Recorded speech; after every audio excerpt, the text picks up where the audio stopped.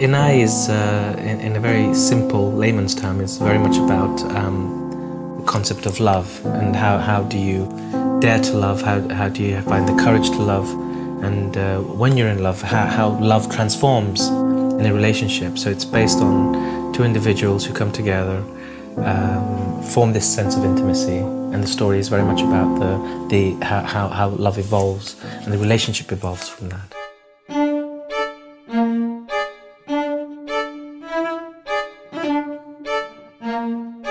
It's interesting that when two people love each other, there's a way of reaching yourself more than in any other circumstances, because the other one pushes you in your limits, pushes you in places you've never been before and you could never discover you had inside you.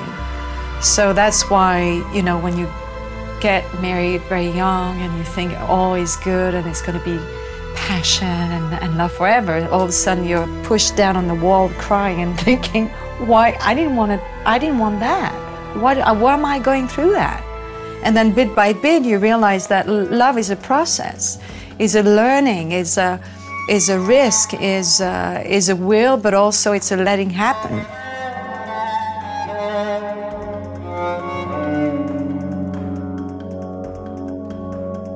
I think the way I look at it is like we're, not that I wanted to work necessarily just with an actress, but it was more than an artist, you know, where she goes to the edge emotionally, and that's also not just an emotional thing, choice, it's a physical choice.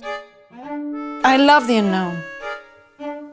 And I can almost say I love being frightened. When we started rehearsing last February, I thought, there's no way I'll be able to do it, because I'm out of breath after 3 minutes of, you know, running around. How am I going to be able to stay in a, you know, a 70-minute show? And he said, well, you'll see that at a certain point, you're going to love this moment of out-of-breath feeling. And you're almost going to look for it. So now when I'm on the show and running around and I'm like, you know, I'm in between death and surviving, I just come back to my mind, okay, this is the joy, this is the moment of joy. And it happens actually that you can transform it. You adapt yourself into another layer, and yes, it becomes okay. I think for me, where acting and dance meet is when it's not about words, it's not about movement, it's about something in between, that it's untouchable.